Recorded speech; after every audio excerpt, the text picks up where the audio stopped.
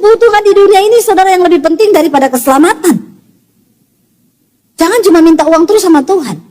Minta supaya mata rohanimu dicelikan agar engkau bisa melihat kehendak Tuhan dalam hidupmu. Karena kita ada di akhir zaman.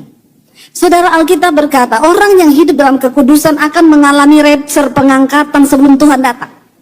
Yang tertinggal nanti akan mengalami masa antikris, penyiksaan 3,5 tahun.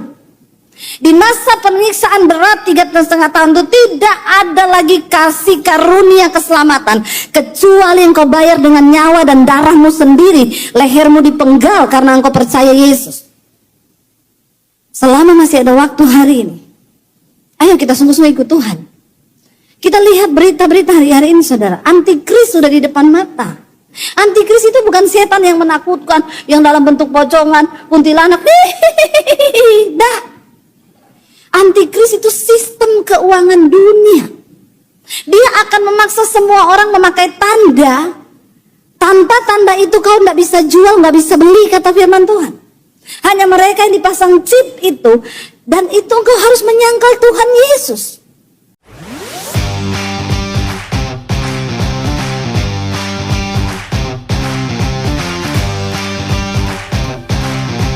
Saat ketika Yesus datang kembali kedua kali, dia bertanya, adakah iman aku dapati?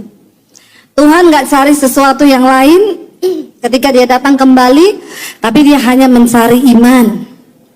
Dan iman yang seperti apa yang Tuhan cari ketika Tuhan datang? Berapa banyak di antara saudara yang percaya bahwa kita ada di hari-hari yang terakhir hari ini? Kita melihat berita-berita, ya semua yang Alkitab tulis sudah tergenapi.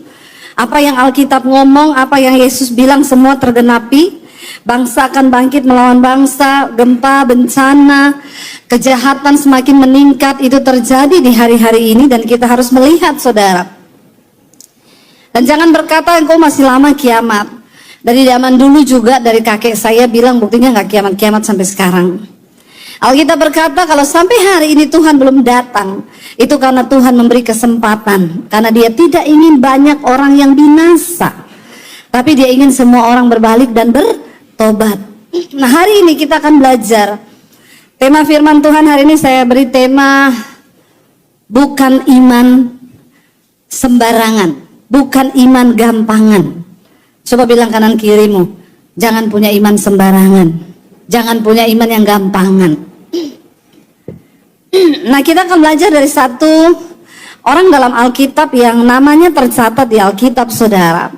Tapi jujur saya baru kali ini kayak mengkhotbahkan ayat ini. Dan ayat ini tadi pagi saya dapat ya, tadi subuh ketika saya bangun saya berdoa. Apa yang mau saya sampaikan untuk jemaat di tempat ini. Dan Tuhan kasih ayat ini dan saya pelajari ayat ini. Ketika saya pelajari, wow saya mendapat banyak hal yang memberkati saya pribadi. Dan karena saya diberkati, saya bagikan buat saudara. Karena pendeta itu dia lebih dulu yang harus mengalami firman itu, ya. Lalu baru kita bisa share. Yuk kita buka bersama Injil Markus pasal yang ke-10. Markus pasal yang ke-10 kita mulai lihat dari ayat yang ke-46. Judul perikopnya Yesus menyembuhkan Bartimeus, saudara. Kita akan belajar ada apa dengan Bartimeus ini dan bagaimana imannya sehingga dia bisa mengalami perjumpaan dengan Tuhan Yesus dan bahkan mengalami kesembuhan. Baca bersama ayat 46, 1, 2, 3. Lalu di Yeriko, dan ketika Yesus keluar dari Yeriko bersama-sama dengan murid-muridnya dan orang banyak yang berbondong-bondong, ada seorang pengemis yang buta bernama Bartimeus, anak Timeus, duduk di pinggir jalan. Ayat yang ke-47, 1, 2, 3. Ketika didengarnya bahwa itu adalah Yesus orang Nazaret, mulailah ia berseru. Apa seruannya?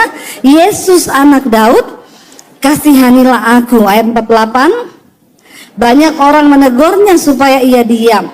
Namun semakin keras ia berseru, anak Daud, kasihanilah aku. Ayat 49. Lalu Yesus berhenti dan berkata, panggillah dia.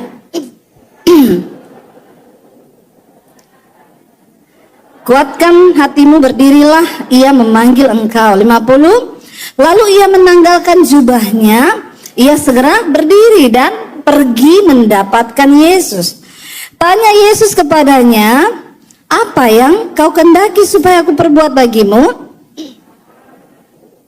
Rabuni, supaya aku dapat melihat. Lalu kata Yesus kepadanya apa? Pergilah.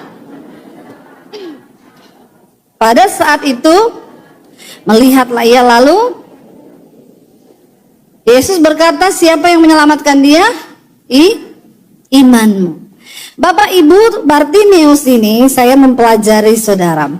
Apa arti kata dari Bartimeus? Ya, kata nama Bartimeus ini diambil dari dua bahasa. Bahasa Aram dan bahasa Yunani. Bar itu artinya putra dari bahasa Aram, dan Bartimeus itu artinya kehormatan, terhormat dari bahasa Yunani. Jadi Bartimeus arti katanya adalah putra terhormat. Tapi dalam hidupnya dia terhormat atau tidak? Ya, dia terhormat atau tidak, Bapak Ibu? Karena dia buta dan menjadi seorang pengemis. Tapi puji Tuhan, setidaknya orang tuanya itu memberi nama dengan iman. Tolong orang tua, kalau kasih nama anak itu dengan iman, amin. Walaupun kau miskin, walaupun kau susah. Ada jemaat datang sama saya, Bu, doakan saya ini susah cari kerja, kenapa? Saya ditolak terus karena nama saya. Namamu siapa? Prihatin. Orang tua waktu melahirkan saya miskin, Bu. Nasibnya prihatin. Jadi saya dikasih nama Prihatin. Saudara, ya, nasibmu mungkin lagi tidak beruntung, tapi tolong jangan bawa anak, amin. Ya, jangan kasih nama anak Kloro karena lagi kloro-loro. Coba tolong kasih nama dengan iman.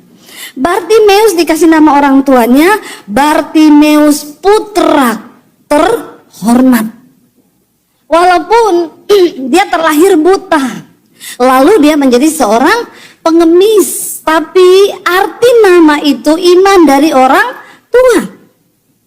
Ya, suami saya namanya Daniel Adi Purnomo.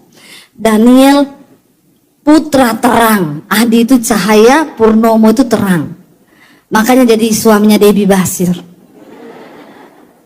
Amin. Ya, kalau namanya putra gelap saya tidak mau nikah sama dia. Ngapain saya nikah sama kau putra gelap, ya? Nama itu membawa iman di dalamnya. Dan ketika Yesus lewat, ini ceritanya keluar dari Yeriko. Waktu Yesus keluar dari Yeriko, ada Bartimeus pengemis yang duduk di pinggir jalan, keadaannya buta, sangat bertolak belakang dengan arti namanya, yaitu putra terhormat.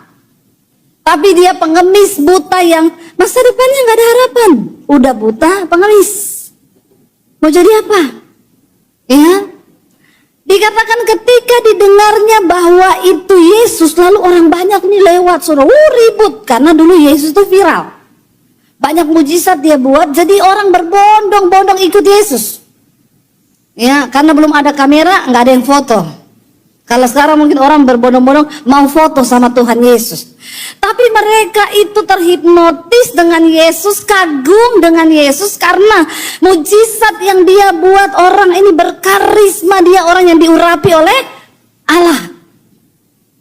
Mereka berbondong-bondong ribuan orang, lalu mungkin orang ribut-ribut. Yesus manggil, jadi Bartimeus mendengar.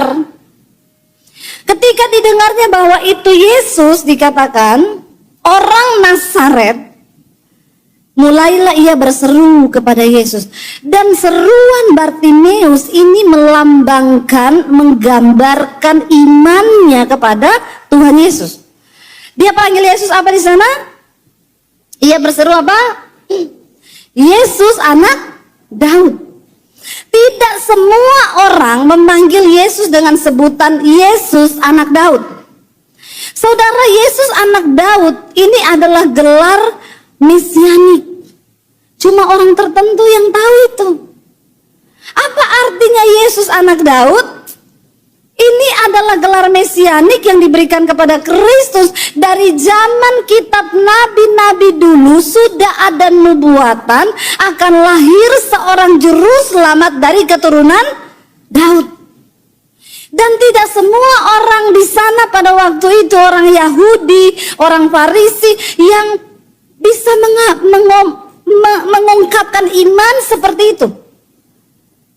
Ini menggambarkan pengenalan Bartimeus akan Tuhan Yesus melebihi rata-rata orang. Orang mungkin cuma panggil dia Tuhan atau Yesus dari Nazaret. Tapi Bartimeus mengucapkan Yesus anak Daud. Apa arti dari ucapan Yesus anak Daud? Bartimeus sangat tahu untuk mengucapkan Yesus anak Daud itu resikonya besar. Kenapa saudara? Karena orang Yahudi tidak menerima Yesus sebagai Mesias yang datang di dalam dunia. Mereka sangat mengagungkan Daud yang adalah Raja Yerusalem, Raja Israel yang diurapi oleh Tuhan. Tapi tidak dengan Yesus. Kenapa sampai hari ini orang nangis di tembok ratapan? Karena mereka berdoa meminta Mesias datang. Karena mereka tidak percaya bahwa Yesus adalah Mesias. Jadi bagi Bartimeus untuk mengucapkan Yesus anak Daud, resikonya terlalu berat. Berarti dia berada dalam pemahaman yang berbeda dengan orang kebanyakan. Karena di tengah-tengah Yahudi, Farisi pada waktu itu. Dan itu berarti taruhannya bisa nyawa loh saudara. Karena dia bisa dianggap melanggar hukum atau menghina agama Yudaisme.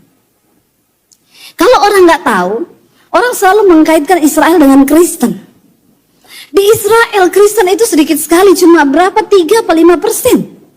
Lebih banyak Muslim di sana. Makanya saya nggak setuju kalau orang itu ada perang di Israel nanti yang dibom gereja. Ini orang-orang sumbu pendek yang tidak tahu kebenaran. Saya kemarin ke Eropa saudara, lalu saya ketemu ada orang lah di sana TL. Dia bilang gini, Bu, dia bukan orang Kristen. Saya ini mau bicara sama Bu Debbie loh. Semalam-malaman saya gumuli. Ada yang mau saya sampaikan sama ibu. Saya tanya, wih masalah apa ya kok sampai semalam digumuli ya? Iya loh, saya sampai bergumul, saya mau sampaikan nih ke ibu atau tidak. Kenapa? Saya tuh tahu Ibu Debbie itu seorang pembicara di Indonesia yang cukup punya nama lah. Ibu banyak pengikutnya, pendengarnya. Terus begini Bu, saya minta tolong Ibu, tolong luruskanlah sama orang Kristen itu. Maksudnya, jangan orang Kristen tuh bela-bela Israel. Jadi kalau Ibu sendiri, Ibu pilih mana? Bela Palestina atau Israel? Saya ini bingung saudara. Agak lain ini orang.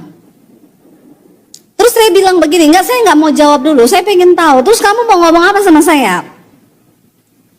Ibu kasih tahu lah sama orang Kristen itu. Dukunglah Palestina, jangan dukung Israel. Ibu tahu saya adalah orang, dia bilang, yang memboikot Israel. Saya nggak makan McD, saya nggak mau minum Starbucks. Makanya selama di sana saya pengen makan McD, terus dia nggak mau. Dia selalu belokin kita ke restoran yang lain. Padahal kan kita pengen nyoba, anak saya pengen nyoba gitu loh. Terus saya bilang, oh jadi kamu termasuk orang yang memboikot. Kamu tahu nggak di Indonesia yang pada boikot gitu, yang jadi korban itu yang kerja di situ tidak orang Kristen loh, banyak orang Muslim loh, yang akhirnya mereka nggak makan karena diboikot-boikot. Kalau kamu menjadi orang yang salah satu memboikot gara-gara masalah Israel dan Palestina, saya bilang, kau salah satu orang yang mabok agama. Banyak orang Kristen mabok agama. Saya bilang, kau belum pernah ke Israel? Belum. Sekali kau ikut saya. Di Israel itu orang Kristen sedikit. Bahkan kita nggak berani pakai kalung salib kalau ada di Yerusalem. Kau bisa diludahi loh sama orang-orang sana yang lewat tahu kau Kristen. Saya bilang, di sana itu bukan berarti Israel Kristen. Israel sendiri menolak Tuhan Yesus. Kenapa mereka berdoa di tembok ratapan? Karena mereka minta Mesias datang. Apa artinya bagi Bartimeus, saudara? Ini adalah kalau kau berkata Yesus anak Daud, berarti kau siap dirajam batu nggak sama mereka? Iman yang benar, iman yang bukan iman rata-rata dan sembarangan adalah iman yang berani menyatakan siapa Tuhan itu dalam hidup kita. Amin. Dia nggak peduli mau dibunuh, mau dicaci, mau dimaki. Bagiku Yesus anak Daud, dia seorang Mesias yang menggenapi nubuatan kita para nabi. Saudara, dalam hidupmu apakah kau malu mengakui Yesus Tuhan? Ada orang-orang yang malu loh menyatakan Yesus itu mujizat, Yesus itu Mesias, Yesus itu juru selamat. Ada orang Kristen yang malu. Saya kalau di kantor, Bu, nggak terlalu lihatkan saya Kristen. Kenapa? Karena di antara semua pegawai cuma saya yang Kristen. Ya lebih baik kau keluar aja dari situ daripada kau menyangkal Tuhan Yesus. Benar nggak? Ya, saya dengar ada satu artis Kristen yang cukup terkenal, Kristen. Dia ngomong sama artis perempuan ini di media. Kalau saya pindah agama nih, saya tinggalkan Kristen, saya ikut agamamu, kamu mau nggak kawin sama saya? Ya saya komen di situ, jangan kau kawin sama dia, Tuhan aja dia tinggal. Apalagi kau, satu saat kau juga bakal ditinggal sama dia. Orang-orang begini, saudara, ya, malu mengakui Yesus. Tapi Bartimeus di tengah gerombongan orang yang begitu banyak, dan dia tahu mereka semua orang yang tidak percaya Yesus, yang menolak Kristus. Dan saudara tahu kenapa Yesus disalib? Satu-satunya alasan Yesus disalib karena mereka berpikir Yesus menghina Allah dengan mengatakan bahwa dia adalah Mesias yang akan datang yang diurapi Tuhan. Terlalu berani bagi Bartimeus untuk menyatakan imannya. Tapi Tuhan mencari orang-orang yang begitu hari-hari ini. Amin, saudara. Waktu saya sembunyikan iman saya, 1 tahun saya menyembunyikan iman saya. Waktu saya jadi Kristen, saya takut. Waduh, kalau ketahuan saya bisa dibunuh, banyak pertimbangan, nanti saya kehilangan apa, saya gini. Sampai akhirnya saya temukan satu ayat firman Tuhan yang berkata, dengan mulut, dengan hati engkau percaya, dengan mulut engkau mengaku, maka engkau akan dibenarkan dan diselamatkan. Lalu saya mulai merenung di situ. Tuhan, kalau saya cuma percaya dari hati, tapi saya tidak mengakui Yesus depan keluarga saya, itu bisa jadi sebuah penyangkalan. Beri saya keberanian Tuhan untuk ngomong di depan keluarga saya bahwa aku telah menerima Engkau sebagai Mesias dan Juru Selamat di hidupku. Saya bergumul 3 bulan saya doa puasa. Bukan mudah, saudara. Saya tahu persis apa yang dialami oleh Bartimeus untuk mengakui imannya di tengah orang banyak itu. Saya berdoa puasa 3 bulan, cuma minta Tuhan kasih saya keberanian untuk bisa ngomong depan keluarga saya. Akhirnya saya berani. Saya menghadap papi saya bilang, papi saya mau ngomong. Mau ngomong apa kamu? Ngomong aja. Gemeteran, saudara, dari ujung kaki sampai ujung kepala. Tapi saya pegang ayat itu, dengan hati engkau percaya, dengan mulut engkau mengaku bahwa Yesus Tuhan, engkau akan diselamatkan. Lalu saya bilang sama papi saya, Pap, saya mau minta izin mau ke gereja. Saya bukan Debbie yang dulu. Saya sudah terima Yesus sebagai Tuhan dan Juru Selamat saya. Dan saya tahu apa resikonya. Dan itu juga dilakukan Bartimeus, dia tahu apa resikonya. Makanya kalau kita lihat ayat berikutnya, di sana dikatakan apa, saudara? Ketika dia berseru memanggil-manggil Yesus anak Daud, kasihanilah aku. Ayat 48 berkata apa? Banyak orang menegur dia supaya dia diam. Orang-orang di sekelilingnya bilang, begini, ngapain sih lu diam? Mungkin ada yang bilang, siapa yang ngomong Yesus itu anak Daud? Diam kamu, ribut aja. Tapi saudara, ternyata ucapan dan seruannya Bartimeus itu keluar dari iman yang benar di hadapan Tuhan. Sehingga apa yang Yesus katakan, di sana dikatakan ayat 49 apa? Lalu Yesus berhenti. Apa yang membuat langkah Yesus terhenti? Saya yakin di situ banyak orang yang memanggil dia Yesus, Yesus, apalah.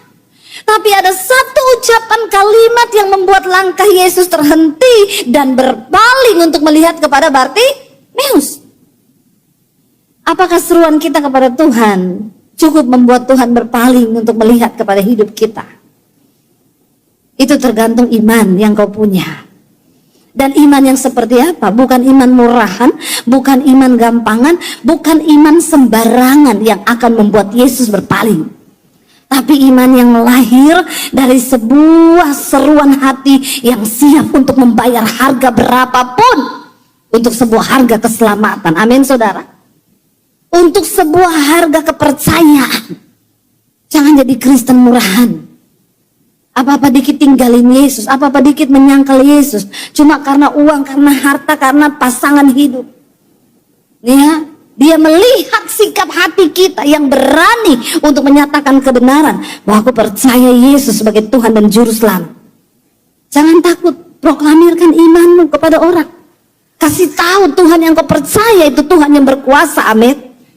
Yesus bilang, karena barang siapa malu mengakui aku di hadapan manusia, maka aku akan malu mengakui dia di hadapan Bapa kelak. Tapi siapa yang berani mengakui aku di hadapan manusia, maka aku akan mengakui dia di hadapan Bapa. Iman itu butuh pengakuan, saudara. Amin. Kalau kau ketemu orang lagi bimbang, mau gak kamu aku ketemukan dan aku kenalkan kepada Tuhanku, Yesus yang luar biasa. Ini juga bukti iman yang luar biasa. Dan seruannya Bartimeus membuat langkah Yesus terhenti di antara orang banyak. Dan Yesus berkata apa? Ayat ini berkata, Yesus berhenti dan berkata apa? Panggil dia. Wow, di tengah kerumunan orang banyak, mata Yesus tertuju pada pengemis hina yang bau, yang miskin, yang buta, yang rasanya tidak ada harapan, masa depannya suram. Karena melihat keadaan yang dia punya. Tapi ketika Yesus memperhatikan hidupmu, maka tidak ada kata mustahil bagi Tuhan. Yesus berhenti dan menoleh dan berkata, panggil dia, bawa dia ke sini. Tidakkah engkau pengen, saudara, menarik perhatian Yesus atas hidupmu? Semua orang Kristen berdoa, tapi yang dijawab tidak semua. Semua orang Kristen berdoa hari-hari ini dengan segala kebutuhan mereka. Tapi yang menarik perhatian Tuhan itu juga tidak semua. Ketika perempuan yang pendarahan itu dengan iman melangkah dan berkata, asal ku jamah jubahnya aku sembuh. Saudara, Yesus berjalan. Ribuan orang yang ikut. Dan Alkitab berkata semua orang menjamah dia, pengen pegang, pengen sentuh Yesus. Makanya ketika Yesus merasa ada kuasa yang keluar dari dalam dirinya, dia bertanya sama murid-muridnya, apa? Siapa yang jamah aku? Lalu murid-muridnya bilang, hello, please deh. Tuhan yang ikut kamu ini ribuan orang, semua orang jamah kamu. Tapi Tuhan bilang apa? Semua orang jamahku. Tapi ada satu jamahan yang berbeda. Karena dia menjamah aku dengan iman, dan imannya menarik kuasaku keluar dari hidupku. Wow, tidak semua orang seperti itu, saudara.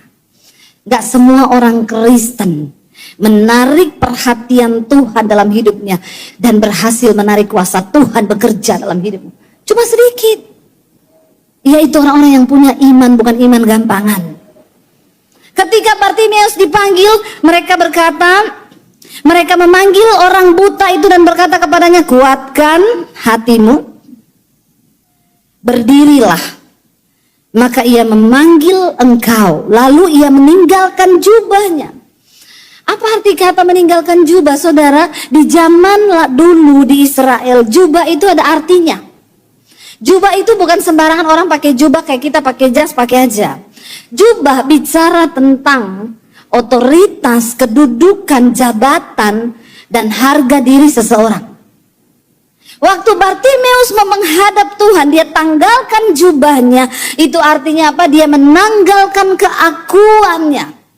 Semua yang tidak pantas dari dirinya dia tanggalkan untuk dia bisa menghadap kepada Tuhan Yesus. Apakah kita menjadi pengikut Kristus, kita sudah tanggalkan semua keakuan kita? Masih banyak orang Kristen yang ikut Yesus, tapi dia bawa semua jubah-jubah kesombongannya, dosanya. Ya, makanya kita tetap lihat orang Kristen ngaku Kristen, utang tidak bayar, tidak usah angkat tangan. Bertobat. Ada orang ngaku Kristen selingkuh. Ya, banyak orang datang ke gereja hari Minggu, tapi ternyata ani-ani, pelakor, rebut suami orang. Banyak orang datang ke gereja hari Minggu, tapi ternyata homo, lesbi, ya, penjudi, pendosa. Yang Kristen begini-begini ini bikin malu nama Tuhan. Mending log out aja, jangan log in. Karena kau tidak bisa hidup memuliakan nama Tuhan.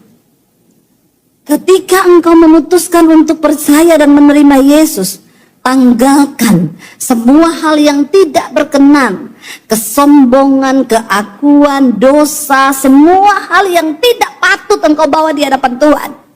Kepahitan, tanggalkan semua itu. Itu bicara tentang kerendahan hati. Bartimeus datang menghadap Tuhan, dia tanggalkan jubahnya, dan Alkitab berkata begini, saudara. Lalu dia pergi mendapatkan Yesus. Lalu ayat 51 baca bersama. Tanya Yesus kepadanya, pergilah. Yesus bertanya apa di sana ayat 51? Apa yang kau kehendaki supaya aku perbuat bagimu? Saudara, pengemis itu yang dia inginkan apa? Saudara, kalau ketemu pengemis, dia paling suka dikasih apa? Uang kan? Nggak ada pengemis minta perhatian, nggak ada ya. Yang minta perhatian tuh yang alay lebay itu. Ya. Ada ibu-ibu kepahitan sama suami. Kenapa? Suami saya tuh enggak pernah memperhatikan saya. Ya, enggak usah butuh perhatian ibu-ibu, biarin aja lah. Tapi tolong juga bapak-bapak, kalau kau sudah menikah kasihlah perhatian sama istrimu ya. Tapi tidak semua manusia itu butuh perhatian sih. Ya, ada yang butuh tumbal. Contoh Nyi Roro Kidul. Itu syaiton. Ya, menumbalkan keluarga, numbalkan istri, mengorbankan anak, mengorbankan. Orang pengemis yang dia paling butuh tuh duit. Lah kalau pengemis ketemu Tuhan yang maha kuasa, yang bisa menjawab semua doa-doanya. Kalau saudara ketemu Tuhan terus ditanya, apa yang kau mau dariku? Kira-kira saudara minta apa? Yang minta uang angkat tangan. Nggak ada, ya, nggak ada di sini jemaat Surabaya yang minta uang sama Tuhan, nggak ada. Dahsyat luar biasa, Tuhan segera datang ini kalau begini nih. Sudah dewasa semua jemaat ini, nggak ada yang minta uang ya, nggak ada ya. Kalau Tuhan hari ini berdiri depanmu terus bilang, kamu minta apa anakku? Ada yang minta rumah? Yang minta rumah sama Tuhan angkat tangan. Ini memang jemaat di sini sudah mati rasa ya. Saya nggak tahu ini mati rasa atau memang dewasa, beda tipis sih. Ya, minta rumah enggak, minta duit enggak, minta sukses, ada yang minta sukses? Enggak juga. Luar biasa ya. Kalau gitu kita tutup dalam doa. Saudara silakan pulang semuanya ke rumah. Sudah dewasa semuanya, nggak perlu dengar khotbah lagi nih. Minta duit kagak, minta rumah kagak, minta mobil ada nggak yang minta mobil? Ada anak kecil, saya tidak perhitungkan sih, dia masih kecil. Bahkan dia nggak tahu apa yang dia minta. Ya, nggak ada juga orang jemaat sini minta mobil sama Tuhan, nggak ada. Telepon Pak Michael dulu ah. Luar biasa loh Pak, ini jemaat dikasih makan apa ya? Sampai begini tidak minta mobil, nggak minta rumah, nggak minta duit ya. Terus kalau berdoa saudara minta apa?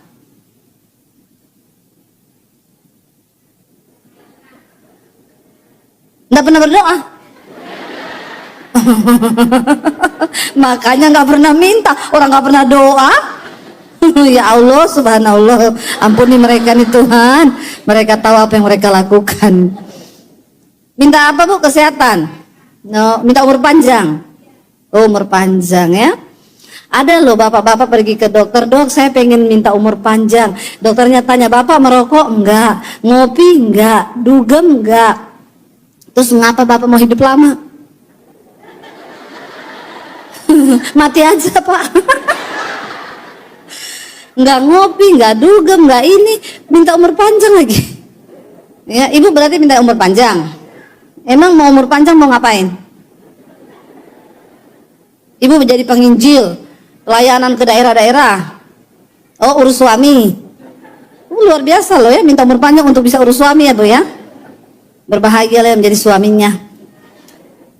Saudara, apa yang kita minta? Kita harus tahu loh apa yang kita minta dan untuk apa kita memintanya, kita harus tahu. Jangan sampai kita punya iman sembarangan. Ya, Tuhan aku berdoa minta mobil Mercy Tuhan. Gajimu itu sebulan 10 juta. Mercy itu pajaknya setahun berapa? 30, ada yang 50 ya? Jangan nak. Jangan, nanti kau kecekik sendiri. Ya, itu gak cocok kau minta dalam doa. Ya, kadang kita tuh gak ngerti yang kita minta itu, kita gak ngerti. Ada orang minta sehat nih, berdoa Tuhan aku pengen sehat. Tapi dia tiap hari semua dimakan. Ya, semua dimakan, gak perhatikan hidupnya. Kau salah berdoa. Apa yang terpenting dari semua yang penting itu harus kita minta. Bartimeus itu perlu uang karena dia pengemis, dia buta. Tapi waktu dia ketemu Tuhan Yesus, dia tahu kebutuhan dirinya yang paling hakiki. Tuhan tanya, apa yang kau minta dariku? Dia bilang, Rabuni, supaya aku dapat melihat. Apa itu Rabuni, saudara? Rabuni itu adalah sebutan untuk guru atau mentor. Ini Bartimeus belum pernah ketemu Tuhan Yesus loh. Baru kali itu loh. Tapi waktu dia panggil Tuhan Yesus, panggilan seseorang itu menandakan hubungannya kan. Dia bilang, mentorku, guruku, aku pengen melihat. Kan gak mungkin saudara kita baru ketemu orang nih ya. Saudara ketemu orang di lift terus orangnya bilang, mentorku. Kira-kira saudara gimana? Ini orang siapa ya? Orang aku gak kenal kok bisa. Gila kali. Iya toh? Saudara pasti bingung kan kalau tiba-tiba orang panggil saudara mentorku. Untuk bisa menyebut mentor itu kan perlu sebuah hubungan kan? Kita tahu dia siapa, kita jadikan dia mentor kita. Saya kadang kalau ketemu orang di lift atau di mall, aduh Bu Dewi Basir, ibu itu mentor rohani saya loh. Saya masih agak enggak kaget. Saya pasti tanya gini, ibu kenapa ibu sebut saya mentor? Karena setiap hari saya ikuti khotbah-khotbah ibu. Dan lewat khotbah ibu, hidup saya berubah. Karakter saya berubah. Lalu dia cerita, saya ingat ya kesaksian ibu tuh waktu dari Jakarta ke Solo naik motor. Saya juga ingat ya waktu ibu waktu itu didoakan pelepasan sama suami ibu karena kepahitan. Dia tahu cerita saya dari awal sampai akhir, dia tahu tentang saya. Kalau dia sebut saya mentor, itu saya saya maklum karena dia tahu semua tentang saya. Tapi kalau saudara baru ketemu orang, saya ketemu misalnya di mana ya, di pasar atau di mana, mentorku, saya tanya, kau tahu saya? Tidak, kau gila. Ya. Bartimeus memanggil Yesus, mentorku, guruku, aku perlu melihat. Aku ingin melihat mataku. Kita yang paling perlu kita minta sama Tuhan itu saudara, supaya mata hati kita, mata rohani kita ini dijelikan. Agar hidup kita bisa mendapatkan perkenanan Tuhan. Lalu ketika dia meminta seperti itu, Yesus berkata di sana saudara, pada saat itu Alkitab berkata, pada saat itu juga apa? Lalu kata Yesus kepadanya ayat 52, pergilah, imanmu telah menyelamatkan engkau. Yesus bahkan tidak berdoa loh, Yesus nggak bilang maju, tutup mata, minyak urapan mana? Tidak ada. Ketika dia bilang aku pengen sembuh guruku, Yesus berkata, pergilah, imanmu telah menyelamatkan engkau. Bukan cuma sembuh, tapi dia dapat bonus yang paling hakiki, yaitu keselamatan. Apa yang kita butuhkan di dunia ini, saudara, yang lebih penting daripada keselamatan? Jangan cuma minta uang terus sama Tuhan. Minta supaya mata rohanimu dicelikan agar engkau bisa melihat kehendak Tuhan dalam hidupmu. Karena kita ada di akhir zaman. Saudara, Alkitab berkata, orang yang hidup dalam kekudusan akan mengalami rapture, pengangkatan sebelum Tuhan datang. Yang tertinggal nanti akan mengalami masa antikris, penyiksaan 3,5 tahun. Di masa penyiksaan berat 3,5 tahun itu tidak ada lagi kasih karunia keselamatan, kecuali engkau bayar dengan nyawa dan darahmu sendiri. Lehermu dipenggal karena engkau percaya Yesus. Selama masih ada waktu hari ini, ayo kita sungguh-sungguh ikut Tuhan. Kita lihat berita-berita hari-hari ini, saudara. Antikris sudah di depan mata. Antikris itu bukan setan yang menakutkan, yang dalam bentuk pocongan, kuntilanak. Dah. Antikris itu sistem keuangan dunia. Dia akan memaksa semua orang memakai tanda. Tanpa tanda itu kau tidak bisa jual, nggak bisa beli, kata firman Tuhan. Hanya mereka yang dipasang chip itu, dan itu engkau harus menyangkal Tuhan Yesus. Di masa penyiksaan besar nanti, Alkitab bilang, harta tidak berguna. Amin. Uang tidak bisa menolong. Yang kita butuh adalah keselamatan. Makanya buka matamu sekarang, buka. Bilang sama Tuhan, Tuhan, aku ingin melihat mata rohaniku supaya aku tahu mana kehendak Tuhan. Dan aku bisa melakukannya. Masih ada waktu, saudara. Ayo kita berbenah diri. Ayo tanggalkan jubahmu. Iman yang seperti apa yang Bartimeus punya? Dia tanggalkan jubahnya, segala kekotorannya untuk datang menghadap kepada Tuhan Yesus. Tinggalkan dosa-dosamu supaya engkau berkenan kepada Tuhan. Lalu Yesus berkata, pergilah, imanmu menyelamatkan engkau. Pada saat itu juga melihatlah matanya Bartimeus. Tapi apakah Bartimeus pergi menjauhi Yesus atau pulang ke rumahnya? No. Alkitab berkata, setelah dia mendapat anugerah mujizat kesembuhan, lalu ia mengikut siapa? Yesus dalam perjalanannya. Hanya orang-orang yang pernah merasa diselamatkan Tuhan, mereka yang akan setia untuk mengikuti Tuhan Yesus. Kenapa saya sampai hari ini pantang mundur Tuhan? Setiap malam sebelum tidur, doa saya cuma begini. Tuhan, kalau malam ini engkau datang, apakah engkau dapati aku berkenan? Apakah aku ini sudah melakukan apa yang Tuhan mau? Tolong aku Tuhan, supaya engkau dapati aku berkenan. Saya tidak mau tertinggal. Saya mau untuk hidup berkenan di hadapan Tuhan. Cuma itu yang saya minta sama Tuhan setiap malam. Saya ingatin sama anak-anak saya. Persiapkan hidupmu, persiapkan iman. Kalau malam ini pengangkatan itu datang, jangan kamu seperti orang yang tidak sadar, seperti orang yang tidur. Jangan kamu seperti orang yang buta mata rohaninya.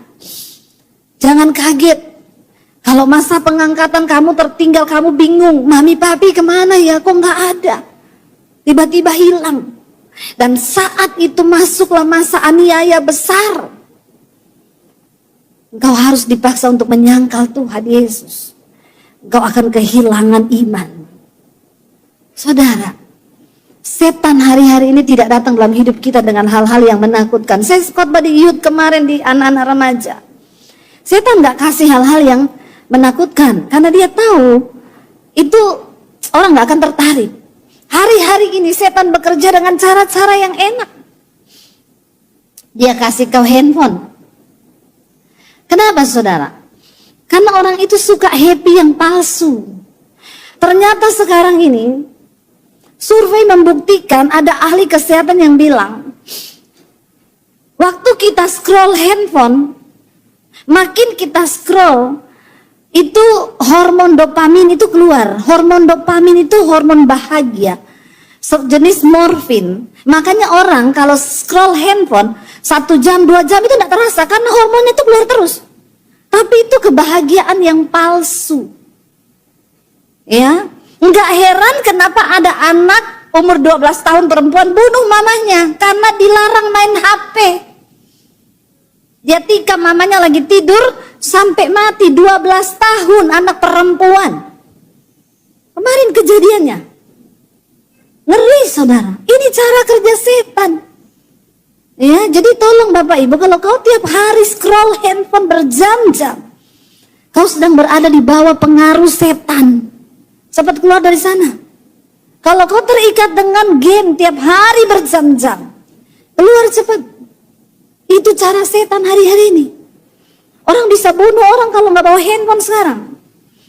Lalu saya pikir-pikir ya, nanti yang akan jadi chip itu ya kartu handphone itu yang akan dipasang di dahimu. Karena sudah ada di situ mobile banking, sudah ada di situ data pribadimu. Ya, tinggal tunggu dari kelurahan aja dipanggil pasang chip. Sebelum waktu itu tiba, semua sudah dinubuatkan di Alkitab, semua sudah. Jangan pikir antikris itu gereja setan yang pakai jubah hitam, no. Ya, dia terlihat normal sistem keuangan dunia. Sekarang semuanya mulai beralih, ya, semua online. Kita nggak bisa lari, semua data kita sudah masuk. Ya, nggak ada lagi yang bisa melarikan diri. Sebelum semuanya terlambat, masih ada waktu. Ikut Tuhan sungguh-sungguh saudara. Amin. Bertobat. Doa tiap malam, Tuhan, jangan sampai aku dan seisi rumahku terpisah. Saya bilang sama anak-anak saya, sorga itu masalah pribadi-pribadi. Orang tua nggak bisa gandeng anak. Anak nggak bisa gandeng orang tua ke surga. Suami nggak bisa gandeng istri, istri nggak bisa gandeng suami. Karena keselamatan itu adalah pribadi-pribadi kita dengan Tuhan. Selama masih ada waktu, mari kita mau berkata, Tuhan, aku mau mengikut Engkau sungguh-sungguh. Aku mau tinggalkan semua yang tidak berkenan. Saya undang para imam musik maju ke depan. Mari kita bangkit berdiri saudara. Datang pada Tuhan.